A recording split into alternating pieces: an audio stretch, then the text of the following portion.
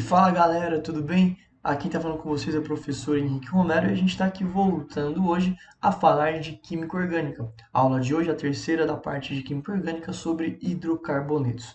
Lembrando que a gente já viu sobre a história do carbono, sobre o estudo do carbono, né? Também falamos sobre a parte de hibridização, super importante. Classificamos esse carbono e também falamos das classificações das cadeias carbônicas. Agora nós vamos falar sobre os hidrocarbonetos.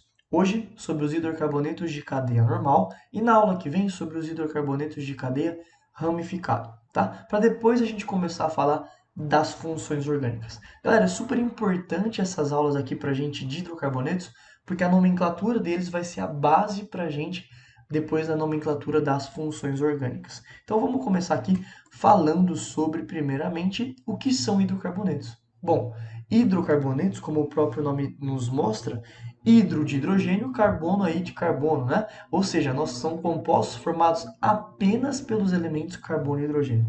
Aí, Henrique, eu lembro que você falou isso. Não pode ter nenhum heteroátomo dentro da cadeia. Não, não, não. Hidrocarbonetos não vai ter nenhum elemento diferente de hidrogênio ou de carbono, tanto dentro quanto na parte de fora da cadeia, né? Por exemplo, se nós tivéssemos isso daqui, nós considerávamos uma cadeia o quê? Homogênea, né? Por quê? O oxigênio não está aqui dentro da cadeia, né? Não está entre carbonos. Só que nesse caso não é um hidrocarboneto. Não pode ter nada diferente de hidrogênio e de carbono, mesmo que seja na cadeia principal ou não, nessa nossa cadeia, tudo bem? Então são compostos aí formados pelos elementos carbono e hidrogênio. Eles não vão apresentar um grupo funcional característico. A gente vai ver isso na nossa aula 5, que é a primeira função orgânica álcool. A gente vai ver o que são esses grupos funcionais. Eles apresentam características fortemente apolares. Se você lembra comigo, se eles são fortemente apolares, eles vão fazer que tipo de interação? Vamos lá? Aquele nosso dipolo instantâneo, né? Também chamado de forças de Van der Waals, tudo bem? E aí, a gente encontra esses hidrocarbonetos nos três estados físicos, depende do tamanho dessa cadeia. Nós encontramos na forma gasosa, nós encontramos na forma sólida, como por exemplo a parafina, e também na forma líquida, aí, como por exemplo a própria gasolina. Aqui a gente pode utilizar o gás de cozinha, tá? A gente vai falar um pouquinho mais sobre eles hoje, tudo bem? Qual que é a parte principal de hidrocarbonetos e você vai perceber comigo isso? A nomenclatura. No caso da IUPAC. A IUPAC é o órgão que rege as normas da nomenclatura na química, tudo bem? E é com base nela que a gente vai aprender aí a dar nome para esses hidrocarbonetos. Por que que é super importante essa aula? Se você não entender essa aula de hoje, eu te aconselho a revisar, revisar, revisar, porque senão você não vai entender nada de funções orgânicas. Entender a função álcool, a função cetona, você vai, mas o porquê do nome você não vai. Então é a base pra gente aqui, tudo bem? A gente tem que entender que todo nome aqui pra gente na química orgânica tem um prefixo. Galera, por mais que pareça difícil, a gente vai ver que esses nomes, eles nos remetem a uma estrutura, né? Depois que você pegar o jeito, você falando o nome, você consegue entender a estrutura. Você olhando a estrutura, você consegue entender o nome. Não é simplesmente assim, eu chamo Henrique porque minha mãe quis. Não, não é assim. A gente tem um porquê desses nomes na química orgânica.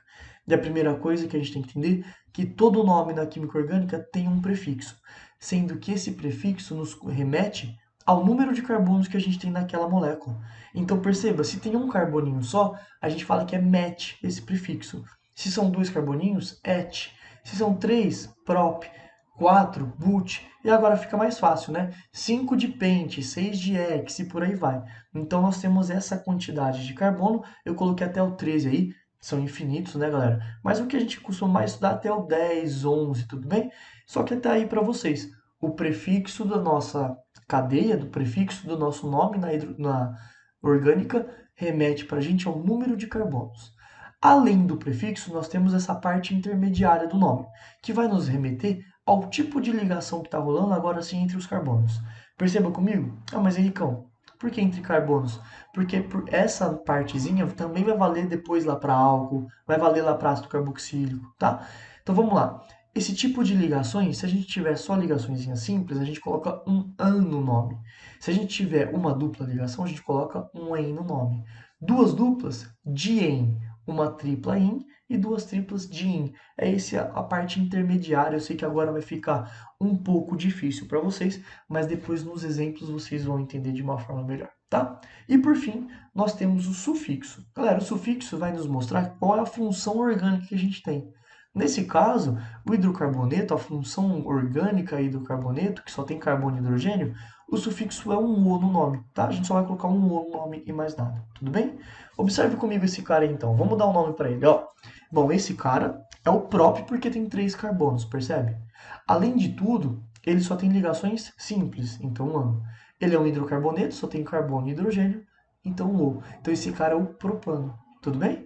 Olha esse cara agora. Nós temos 2 carbonos, et. Tem uma dupla ligação? En. E aí ele também só é hidrocarboneto, só tem carbono e hidrogênio. Ou esse cara é o eteno. Tá vendo como que o nome, ele é característico, ele é didático perto da estrutura, né? Olhando a estrutura a gente consegue entender o nome. Olha lá de novo, ó. Ele remete à estrutura, né? 3 carbonos, prop. Tem uma dupla ligação? Agora uma tripla, perdão? Tem. In. E aí é um hidrocarboneto, propino. Tá? É dessa forma que a gente vai trabalhar. Eu quero que vocês fiquem super atentos nesse caso. Perceba comigo? Nós temos aqui 5 carbonos, só que olha agora o que está escrito lá embaixo. Nós devemos localizar as insaturações atribuindo o menor número possível para elas. Como assim? Bom, nesse caso, galera, a nossa dupla ligação está aqui. Percebe comigo, se eu começo a contar daqui, nós temos carbono 1, 2. Nós temos a dupla no carbono 2. Se eu começo a contar por aqui, 1, 2, 3. A dupla está no carbono 3. Henrique, eu não posso colocar simplesmente sem falar onde está a dupla? Não, você tem que me falar. Por quê? Ela pode estar aqui, ela pode estar aqui, aqui ou aqui. Ou seja, ela pode estar em diversos lugares. Então, nesse caso, como que a gente vai trabalhar, Henricão? Bom, a gente vai pegar, localizar a dupla e vai começar a contar no menor carbono que ela está. Ou seja, a gente vai começar a contar desse lado neste exemplo. Se a gente começar a contar do lado deste lado aí, vamos lá, como fica o nome? Bom, nós temos aí 5 carboninhos, coloquei para vocês, ó, 5 carboninhos. E olha agora, no carbono 2 eu tenho uma dupla, então no carbono 2 eu tenho um en, que remete aqui pra gente a uma, corresponde aqui pra gente uma dupla. Então, ó, no carbono 2 eu tenho essa dupla. E depois eu continuo o nome normal. Perceba, esse é o pente-2-eno, também chamado de 2-penteno. Você pode achar dessa forma. 2-penteno e às vezes até penteno 2, tá? O principal nome que eu gosto que vocês usem é esse, que é o IUPAC mesmo, oficial, que você nunca vai errar, tá? Então perceba comigo, pente de 5 carbonos, no carbono 2 eu tenho o quê?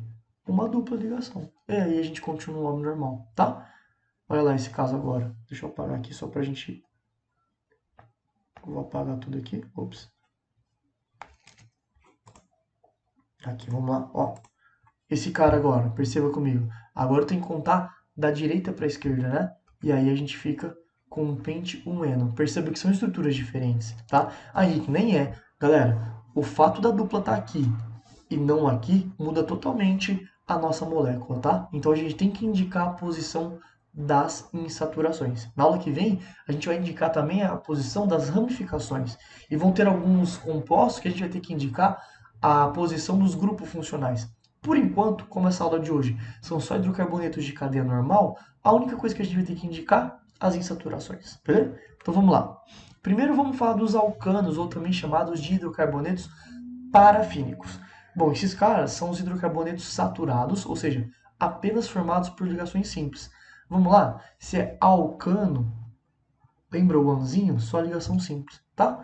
Eles são super pouco reativos, né? Eles possuem essa fórmula geral, CnH2n mais 2. Como assim, Ricão? Olha lá. Se a gente chamar o carbono aqui de 1, 2 vezes 1, 2 mais 2, 4. Eu tenho 4 hidrogênios. Se eu chamar o carbono de 2, 2 vezes 2, 4, mais 2, 6. Eles correspondem a essa fórmula. Tudo bem? Quem são os principais aí, os chefes dessa família? Bom, nós temos o metano. Vamos lá? É o metano. Dá para entender o porquê. Um carbono, 4 ligações simples, metano. Nós temos aqui o etano. Então vamos montar o etano, ó. Perceba? Olha o nome. Et, 2 carbonos. An, ligaçãozinha simples. É o etano, tá? Esse metano aqui, galera, é super legal para a gente falar, muito utilizado na agropecuária. O que que acontece? É um gás de efeito estufa, né? E conforme a gente tem uma grande produtividade aí, né, no caso das vacas, isso aqui está no pum da vaca, né? Então, para você ter uma ideia, no Brasil, a quantidade de metano que a gente tem aí, que é emitida, quase 90%, galera, vem do pum da vaca. Olha o quanto a agropecuária corresponde aí para o nosso meio ambiente, né? Além do desmatamento e tudo mais, não sou vegano nem vegetariano, mas olha que legal esse dado pra gente. 90% quase do metano aí do Brasil vem da agropecuária. No mundo, 20% do metano vem do pum da vaca. Olha aí o quão grande é isso, né? Aí a gente tem aqui o etano, e aqui eu vou colocar mais dois exemplos pra gente. Esse cara com 3 carbonos e 8 hidrogênios. Dá pra ver que ele corresponde a essa forma, então ele é o propano. Aí, Rick, desenha aí pra mim, vai folgado. Tá bom, filho. Ó, 3 carboninhos, só ligaçõezinhas simples. E aí lembra, cada carbono tem que fazer 4 ligações, então vamos completar essas 4 ligações aí. Esse é o propano. E a gente tem também o butano, que é legal a gente falar. Este carinha aqui completa as 4 ligações em cada carbono, ó. Completa as 4.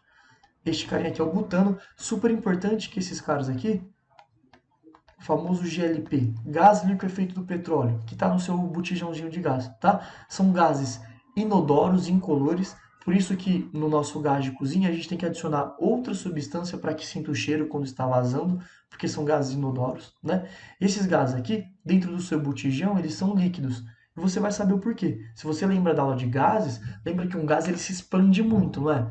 Então, o que acontece? Se a gente coloca eles na forma líquida dentro do botijão, a gente consegue colocar mais desses dois caras. Agora, se a gente não colocasse na forma gasosa, eles expandiriam, a gente teria que ter um botijão gigante para suportar a mesma quantidade que a gente tem hoje. E aí, por causa de uma diferença de pressão, ele está líquido e sai na forma gasosa, tá bom?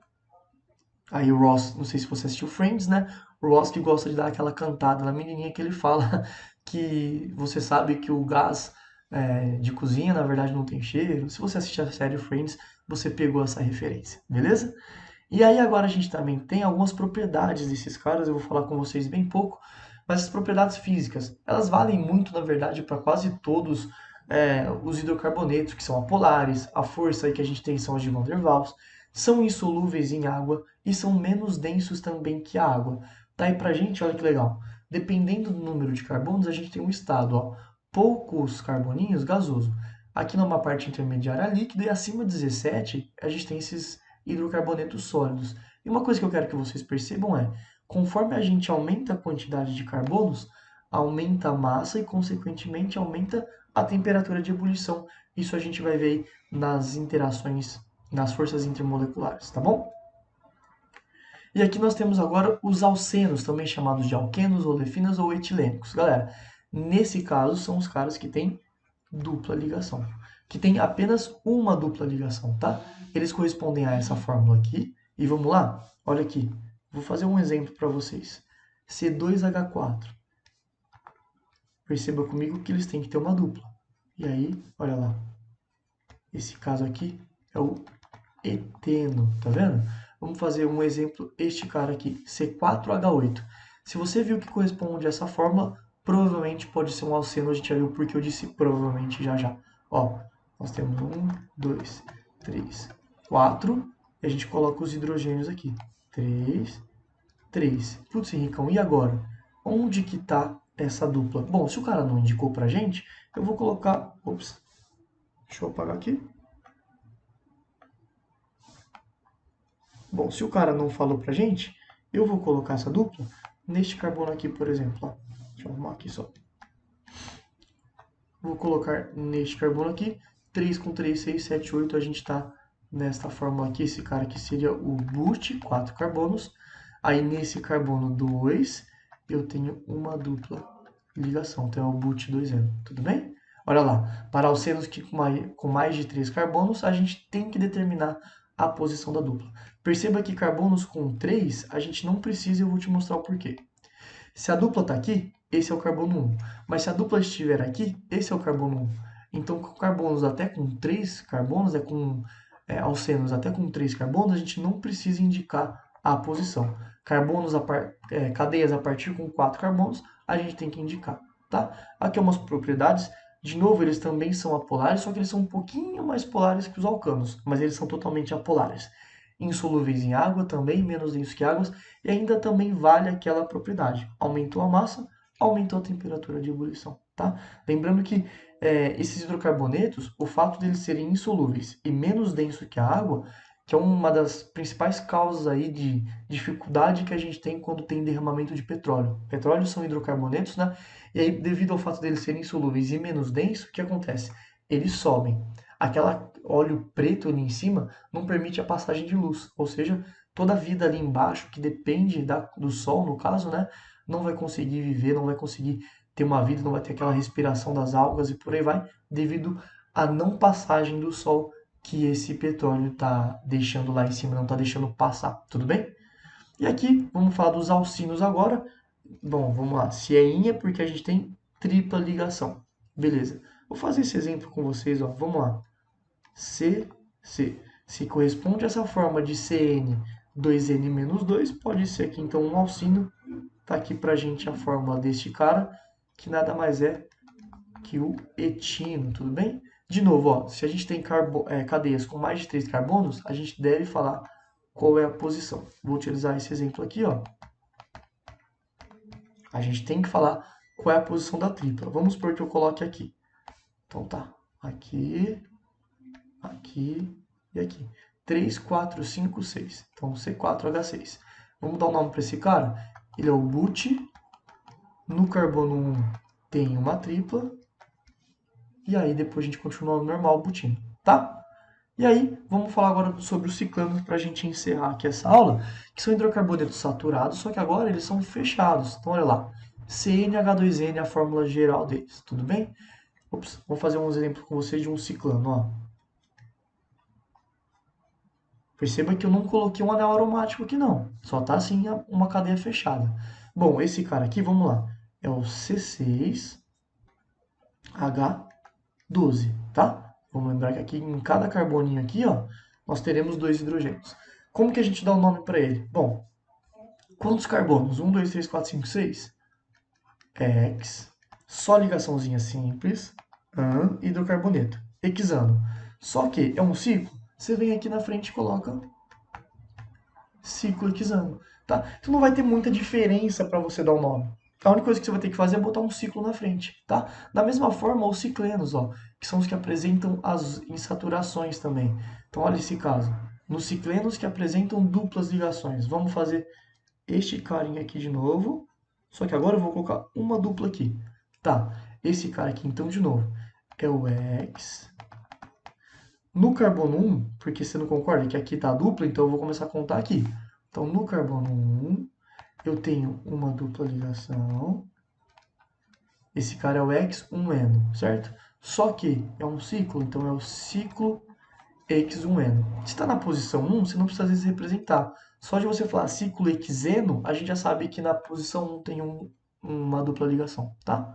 E aí tem aqui uma regrinha pra gente, então. Qual que é essa regra, Henricão? Você vai ter que sempre reconhecer a cadeia principal, que é a que contém o maior número de átomos de carbono e as insaturações tem que estar dentro dela, tá? E numerar a cadeia principal começando pela parte mais perto das insaturações, né? Então a gente viu isso até agora em todas as regrinhas que a gente fez. E tem essa aqui uma parte para você que é a regra geral dos hidrocarbonetos, tá? O que é? Os alcanos, eles correspondem ao CnH2n mais 2. Os alcenos, ao CnH2n, só que aí a gente tem que ter esse N maior que 2, né? E por aí vai. A gente tem para vocês essas formulinhas aí que vai te ajudar. Tudo bem? Então era isso que a gente tinha que conversar. Tem para você essa regra geral dos hidrocarbonetos. Espero que te ajude, tá? Mas lembra que essa aula é super importante mesmo, a nomenclatura desses caras. Porque depois da nomenclatura de hidrocarbonetos de cadeia ramificada, você tem que ter base isso daqui. Fechou? Um grande beijo para vocês.